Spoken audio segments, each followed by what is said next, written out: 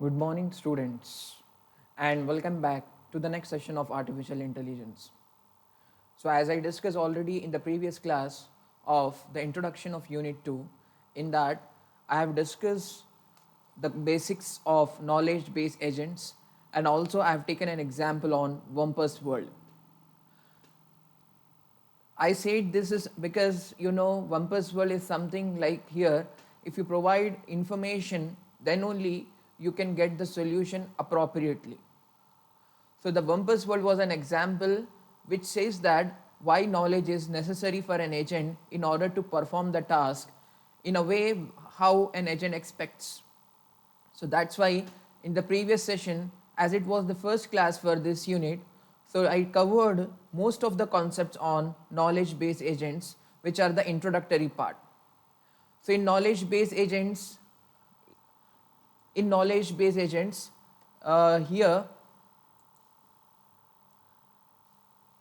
in this knowledge based agents, I have covered the introduction, the basics, and the architecture of knowledge based agents I covered, right? And I have explained you what is knowledge base and what is inference engine. So using both of this, how this knowledge base agents works over there, and what kind of operations are being performed in order to perform the task which is given to knowledge base agents, how it takes the information, from where it takes the information, how it performs the information, that means the processing of information, and getting the result appropriately as per the given need or requirement. So using that search prerequisites, I have given one example on Wumpus world, that how a particular person enters into a room, and the thing is that it has to grab the gold from one of the room which is located among the 16 rooms. Okay, so in that sense I have explained you Wumpus world. So that is how I have covered regarding the basics.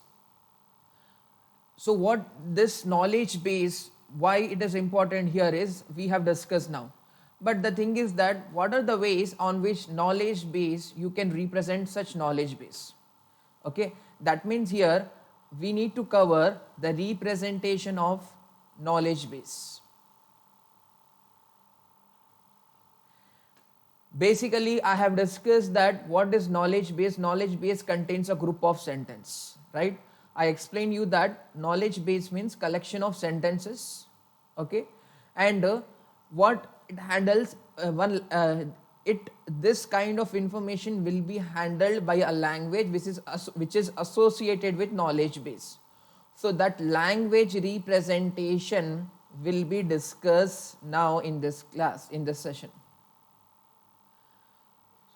So the thing is that what we are going to discuss here is like how the knowledge, different kinds of knowledge, different kinds of information will be available in knowledge base.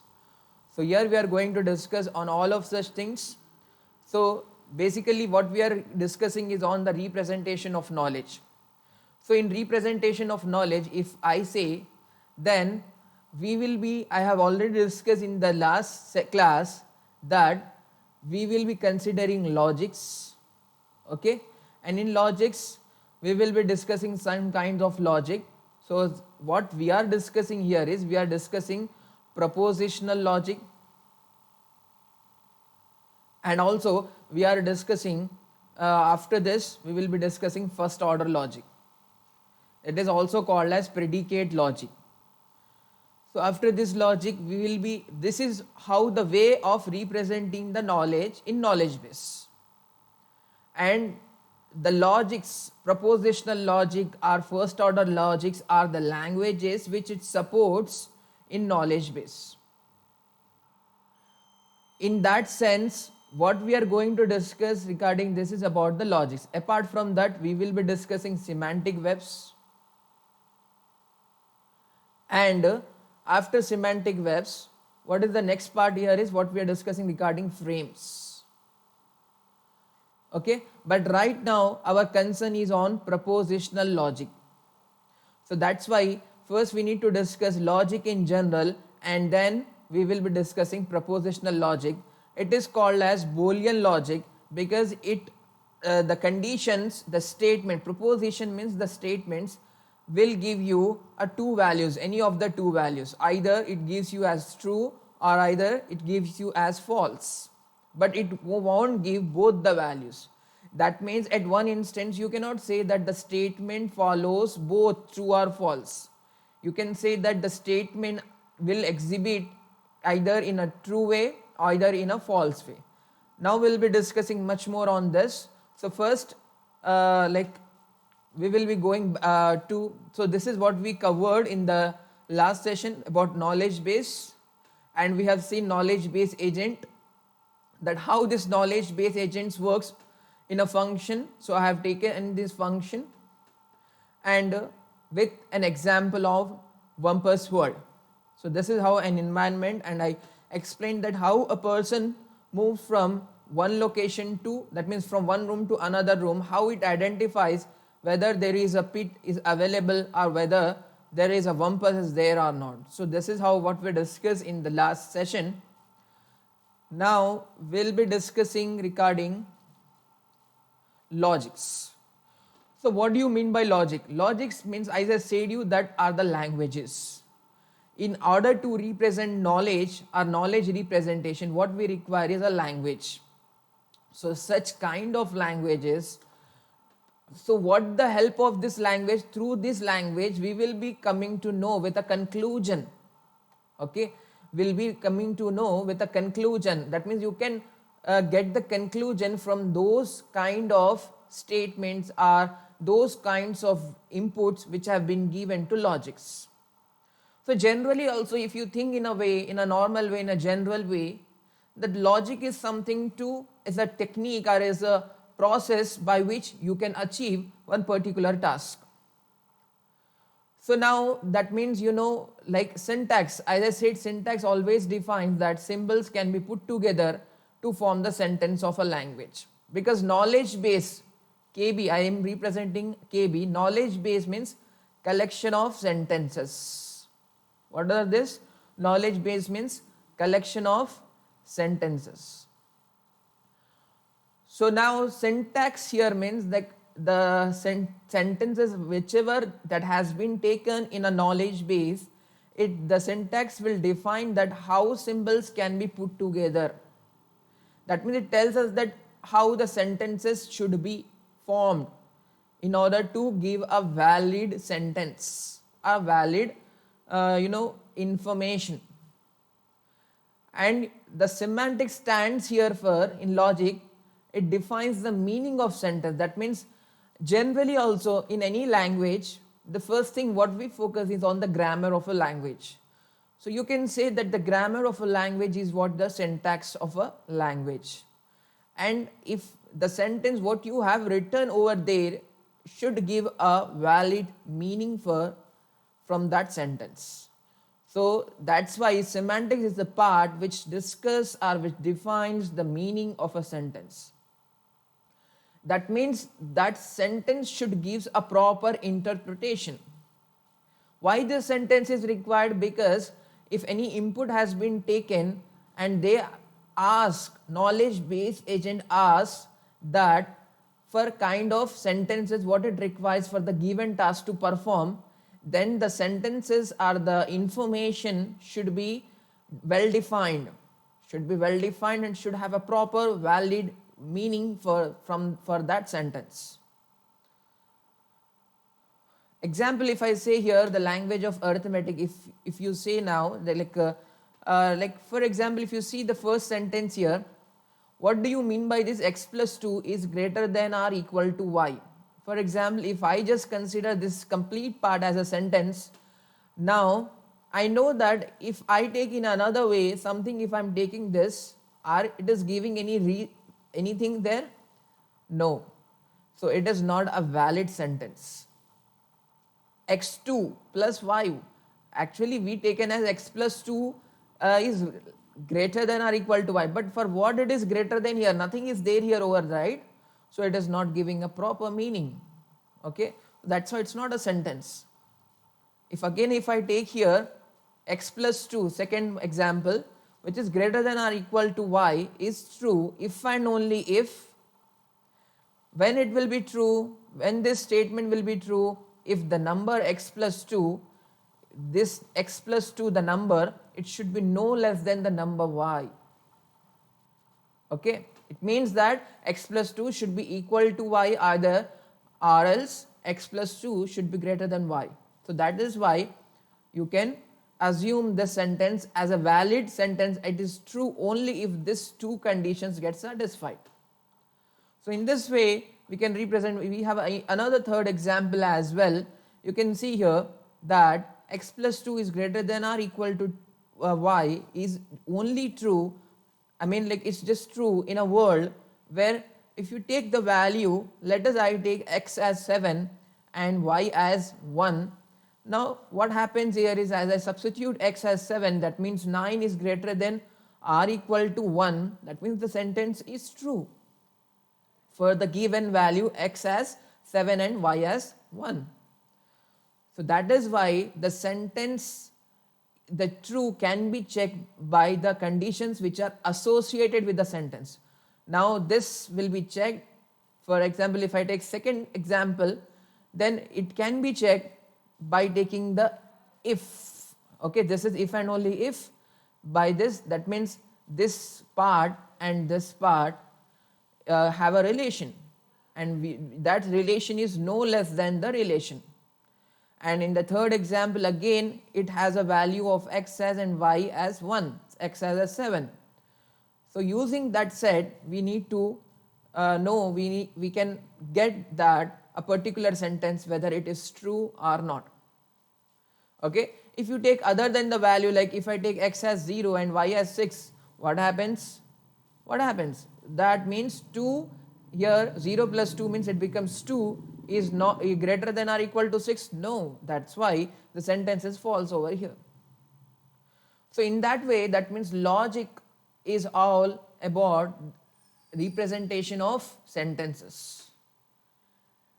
First thing is that how you are representing is what the syntax, and the second thing is that whether you are getting the meaning of the sentence or not. That means it gives a valid interpretation or not. So that is how the logic refers to. Now in this logic, what we are discussing here is, we are discussing propositional logic, and after that we will be discussing first order logic. This first order logic is also called as predicate logic. Okay, so this first order logic is also called as predicate logic. Apart from that, there are various other logics also, like fuzzy logic is there. Okay, so, but our main focus is right now is on this two logics, propositional and the first order logic. Now in this session we'll be discussing completely on propositional logic. Initially I said that propositional logic means it is Boolean logic. So why I am using the term Boolean? Because here what happens is that it just have a two values, either the value it behaves as a true or false. And what do you mean by the term called propositional? I mean, I'm using just term called proposition. Proposition means they are called as statements. Okay, and the statements are very simple statements. You can use the term called as declarative statements. It just declares it. It is like a simple statement, and using this such kind of declarative statements, you can analyze that whether the given statement is either true or whether the given statement is either false. So now this kind of knowledge representation, where I'm just representing either in any of these two ways, and I don't have an option here that that means if you refer this point, what you can refer here, this point, what is that? Propositions that has to be either true or false, but it cannot be both. That means you cannot say that like some students are in the class. So what do you mean? I'm just taking an example. Some students are there in the class. Okay, if I take that statement, some doesn't defines whether that means you cannot take either it is true or false. You cannot judge them in both the way, either of the way. Okay, But if I specifically defines one particular student, then it is how something you can say that it is either true or false. So some are all these words which I am using on a sentence will not be considered in propositional logic, because that kind of sentence will not give you a value either true or else either false. Okay, so only such values which behaves in any of these two ways, such statements are to be taken in propositional logic.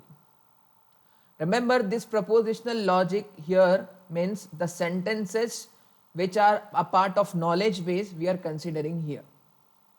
So that's why, as I said, that is a Boolean logic, so it means 0 or 1, right?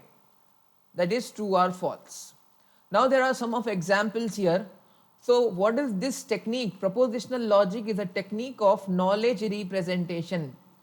Beginning of the class only I said that propositional logic or first order logic or semantic webs or frames are all the examples of knowledge representations. Okay. Now if I'll take an example, for example, today is Tuesday. I'm just declaring that today is Tuesday. It can be either true or it can be either false. For example, if really today is Tuesday, yes. So it gives you as true proposition. That means it says that it is true. But if I use this statement again for next day, then the same statement will not be as true. But it means that this statement can either be true or can either be false, but not both, right? So that's why this is one example. Another example, if I say the sun rises from west, no, that's not correct, and that is static also. It won't change. So that's why this is false proposition.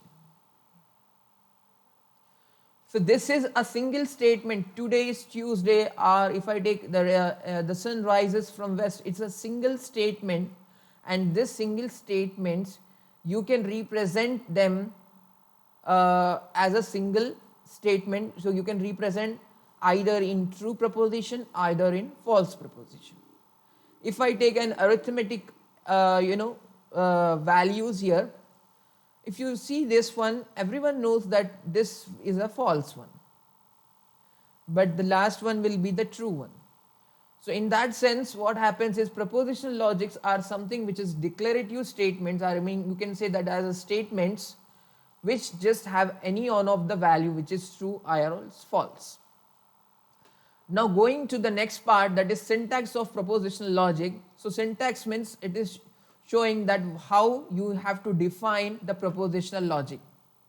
While taking propositional logic sentences, what the things we need to consider over there in order to make that sentences as a valid sentence.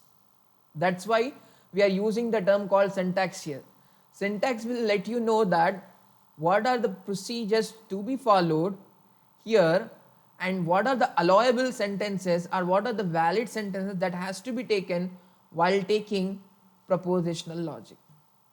So that is why here the sentences can be of two forms. The first one you can take as atomic sentence, and the second one you can take as complex sentences. Okay, this complex sentence is also called as composite sentences also. Okay, so that's why the statement, the sentences or statements are the sentences you can take in any of these two ways. That is how the first one stands for atomic and the second is complex sentences. Now if I'll take for atomic sentences, atomic sentence means which contains single proposition symbol. For example here, I have taken if you refer the first example, there is only a single statement, today is Tuesday. Is there any further statement? No. That's why it is a single statement. Now this single statement is an example for atomic, what is that? Atomic proposition or atomic sentences. So in order to represent such sentences, atomic, we can use symbols. What we can use over here is, we can use symbols, and that starts with uppercase letters or it contains any other letters, or you can take our subscripts as well. Like example, if I'm taking P, Q, R, you can also represent in this way, okay, W1 comma 3, or else you can take in this way as well. What we have to take here is like the symbols we can take, and this each symbol represents for one sentence, okay. So and what this particular statement, the atomic sentence will give you as only two values, which I already discussed just now, that it gives you either true or else it gives you as false, okay. For example, if I take today is Tuesday, if I represent as P, okay, now P denotes for a sentence which is today is Tuesday, which is true. What it is, which is true in nature. But the same thing, if I want to reverse, if I want to perform the opposite of that, I can use negation operator. If I use negation of P, then for example, if P stands for today is Tuesday, then negation of P says that today is not Tuesday, okay. P stands for today is Tuesday. If I take negation, okay, simply if I take negation, this is negation symbol, means it becomes as today is not Tuesday, opposite of that, okay. So in that sense, you can represent such statements with their symbols. Now coming to the next sentence, that is composite sentence, are constructed from simpler sentences. How they will be constructed? They will be constructed using parentheses. Generally we can take in any expression also, if you take mathematical expression, if we have multiple variables are there, then in order to combine such variables you can use parentheses. But the thing what it is now here is we are using connectives also. We'll be discussing much more detail on this connectives, and this connectives are called as logical connectives. So that's why overall if I say that there are two propositions, what are those? The first one is atomic, okay, which is a single statement proposition. What is this?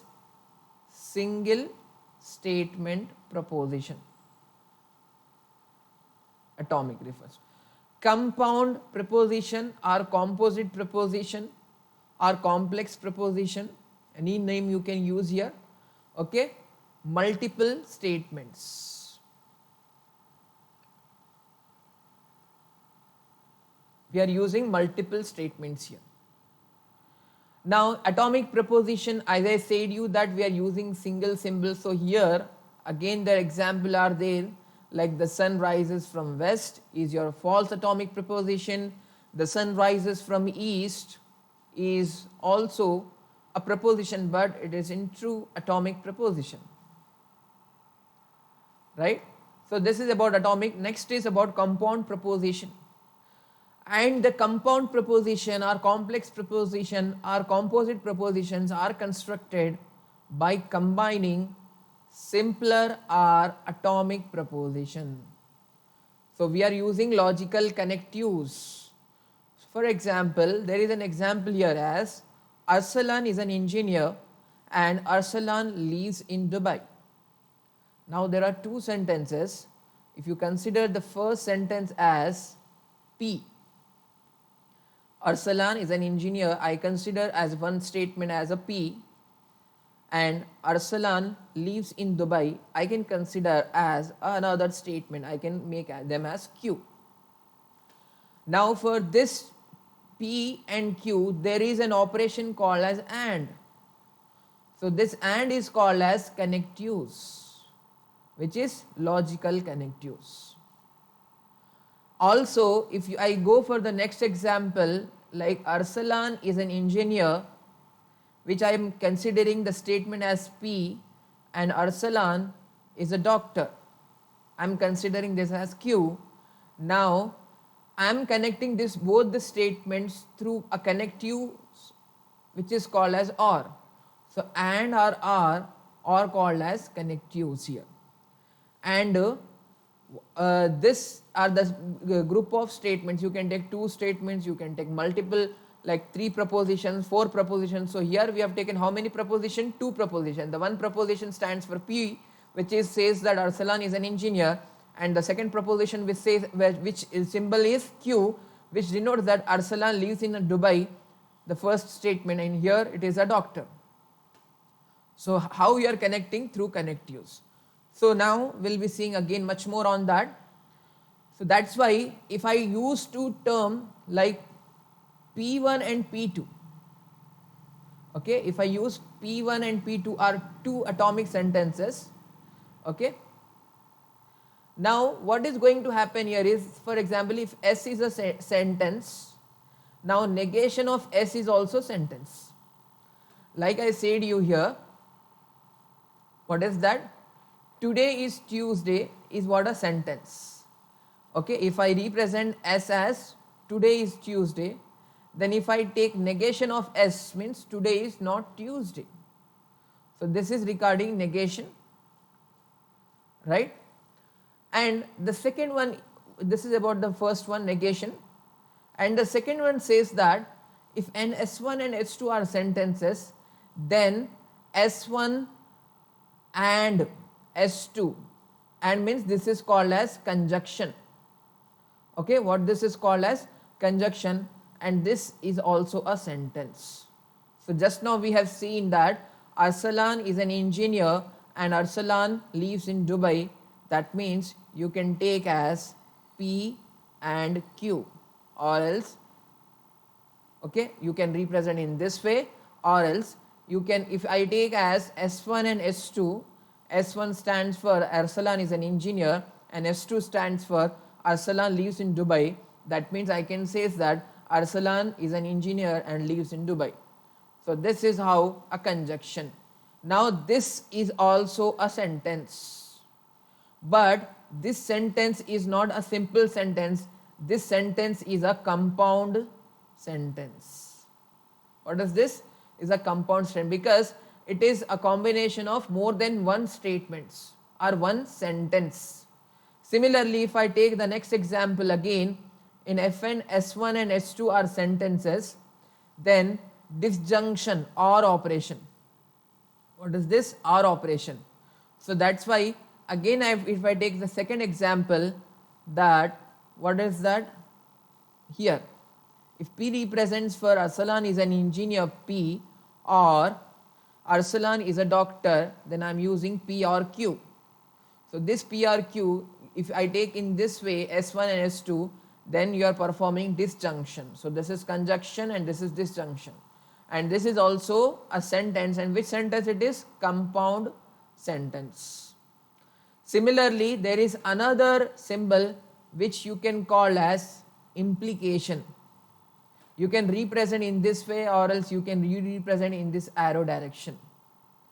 What this sentence means here, it behaves like if then property. Okay, what it behaves like? If then property. Like if I take here the example, P implies to Q. Now what is P? P means it is raining. P refers to what? It is raining. And Q refers to what? Street is wet.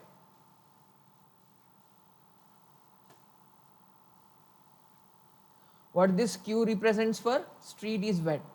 Now if then means if P works, then Q also works. What is that? If it is raining, P, then street is wet. So you can represent this as implication. What this symbol you are using as? Implications. Okay, so in that sense you are using, right? Now the next, this is implication. The next is biconditional. Biconditional means the implication should be true in both the aspect. Like here S1 implies to S2 should be true, and also S2 implies to S1, it should also be true. If both are true, then S1 biconditionally, S2 is true. That means you can take in simple way, you can take the statement as if and only if. Like here example is there. If I am considering I am breathing as P and I am alive is a Q. So what do you mean by this P biconditionally Q means I am breathing if and only if I am alive. Now what is there? I am breathing means here P. Okay, this is about P and this is Q, alive. If and only if. So if you see the sentence, it will be correct only. Okay, but in terms of like representation, you have to represent in this way. You have to take separately also. Like if S1 implies to S2 and S2 implies to S1, and if S1 implies to S2 is true, here it should be true, and if S2 implies to S1 is also true, then S1 biconditionally S2 is also true. That is if and only if.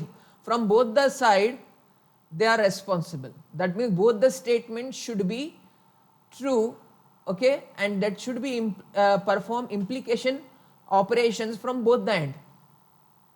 That is why it is called as biconditional. What it is called as? Biconditional. Now the truth table, as everyone knows that how the truth table performs, right? For example, first I am considering true case. If I am taking one sentence which is true, if I am taking another sentence Q which is also true, now negation of P means always it will be false. Okay, so this is very simple.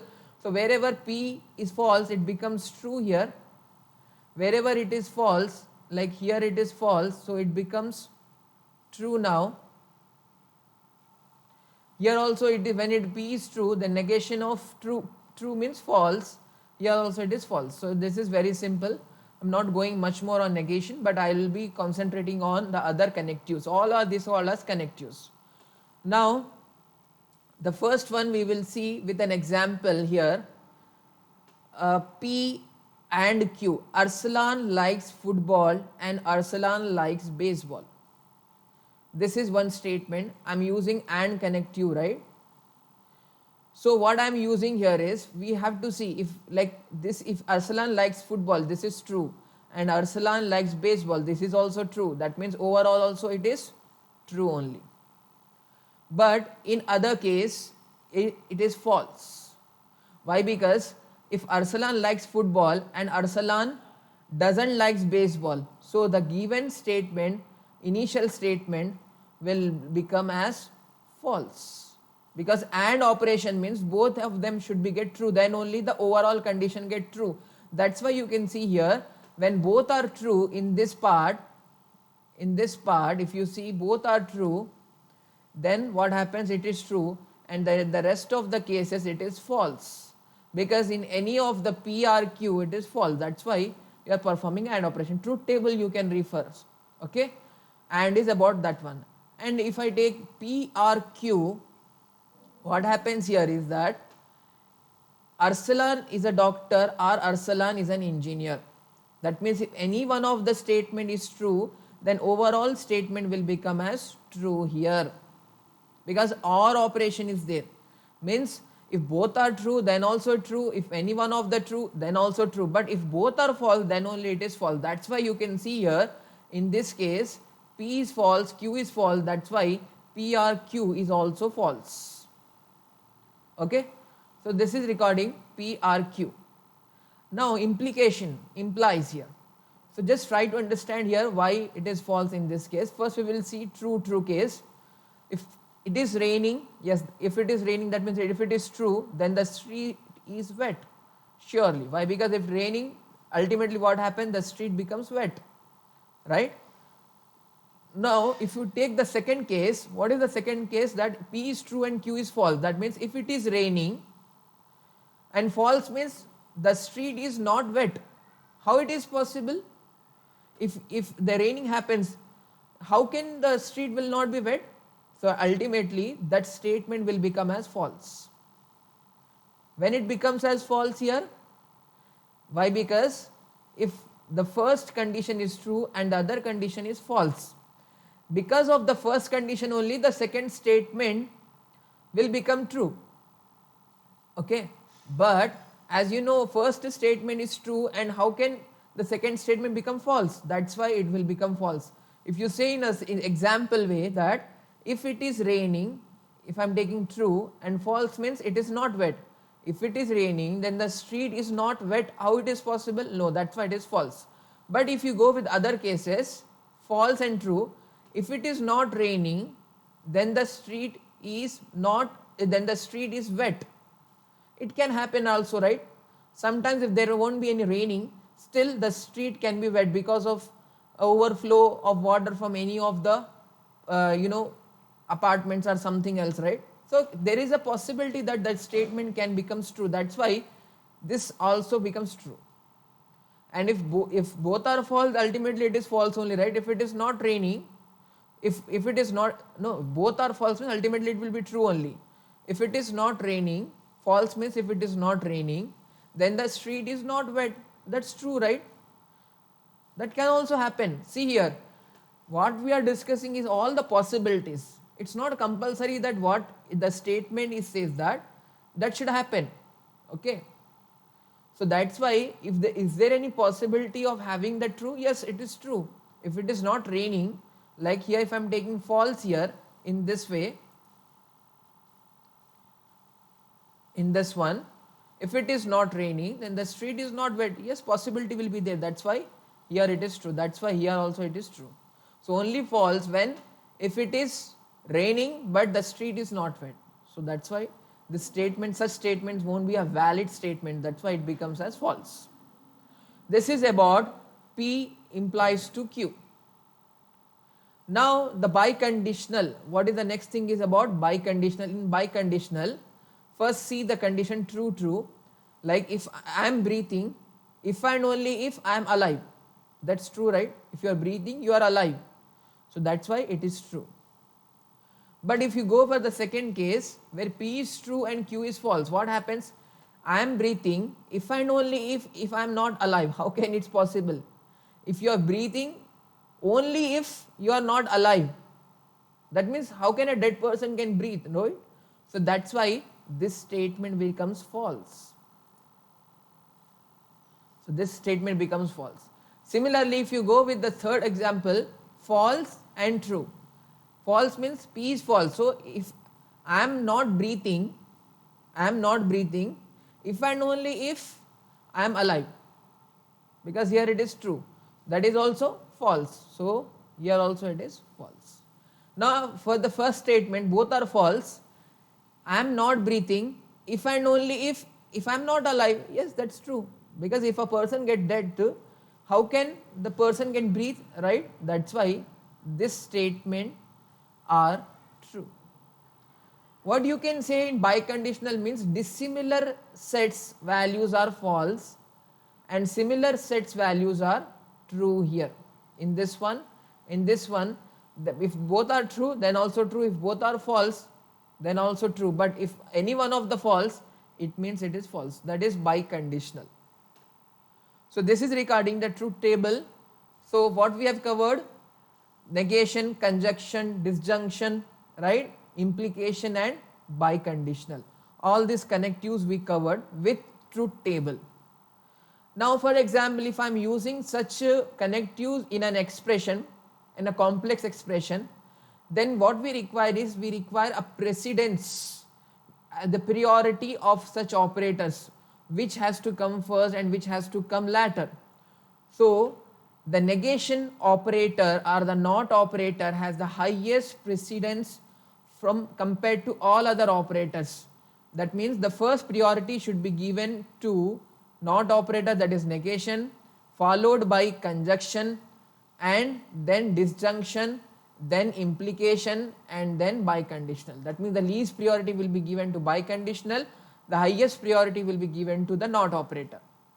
For example here, this is an example here. If you see negation of A and B Should we perform and first or negation first? No. Why? Because we need to perform negation first because it has the highest precedence or highest priority. That's why this expression you can also term this as in this way. Okay, and you should not consider in this way. Why? Because first negation should perform, negation of A should perform AND operation with B value, and it should not be like that. Okay, so this is just an example here. So any example will come, we have to decide the order of evaluation will be based on the precedence of the connectives. Okay, so this is regarding the connectives. Now if you go with the semantics, the meaning, that how it gives you the meaning. So now if I say, if S is a statement, if I'm taking here some symbols, like if I'm presenting A as false proposition, B as true proposition, and C as false proposition, what is going to happen here is that if I'm taking negation of S is true only if and only if S is false. Isn't it or no? If S is false, negation of S means it becomes true, right? That means what we are saying is that all the connectives, when they will be true, we are seeing. So negation of S will be true only when if S is false. S1 and S2 is true if and only if S1 is true and S2 is true. Any one of the possibility we are saying you, right? Okay. And in this one also, S1 or S2,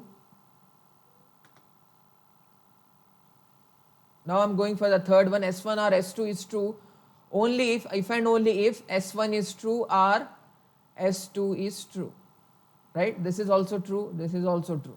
So if these conditions are come, then ultimately this will also becomes true.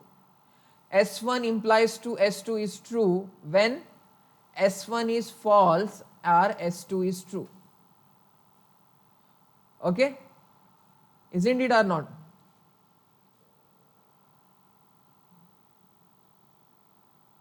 In this case I have taken here P is false and Q is true.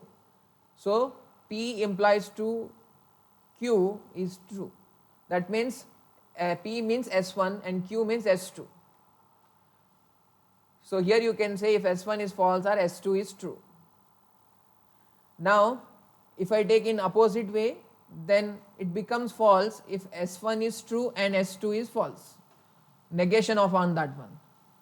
And S1 biconditional S2 is true only if I said you that if S1 implies to S2 is true and S2 implies S1 is true, then S1 biconditionally S2 is true. Okay, and if I take multiple propositions, as of now we have taken only two propositions, okay, with two symbols S1 or S2 or P or Q or A or B, but you can take multiple propositions. So here there is a proposition with multiple there is a expression with multiple proposition, such as here we have taken that negation of A and B or C. Okay, so you can see here order will be that first we need to perform negation of A. As you know, A is false, so negation of A means it becomes true, right? So this is negation of A. Now B is true and C is false. Okay, so this is B and this is C and this is negation of A. Because A is false, so negation of A means it is true, and B is true and C is false, as we have taken here. So true or false, if any one of them is true means what happens, it becomes true, right? So that's why the result of this will become as true here. So true and true, both are true, what happens, AND operation will give you as true. So the final value of this multiple composition expression will give you as value as true. So what is the usage of this is that the agent should decide whether the given sentence is true or it false. Okay, and there are some possibilities that all such declarative statements you can take not only as a single declarative, you can take multiple declarative statements to form a single sentence. So such kind of things will be performed here, and this is just an example here which I mentioned over here. Okay, now the limitations of propositional logic. So what is the limitation? Initially only I said that like it just represent either the condition as in true or false, but it can't represent as both of that. For example, here if I take all boys are smart, so that means here you cannot represent this statement either in true or false. If I take all girls are hardworking, you cannot represent as true or false, because all here it is something like we don't know that you cannot that means we cannot say something in a specific way. Okay, we cannot say something in a specific way, that's why you cannot represent them in this way. Or else if I take some, what do you mean by this sum? Sum means here we are not taking all of them. Okay, you can take some or none. So all these are related with what?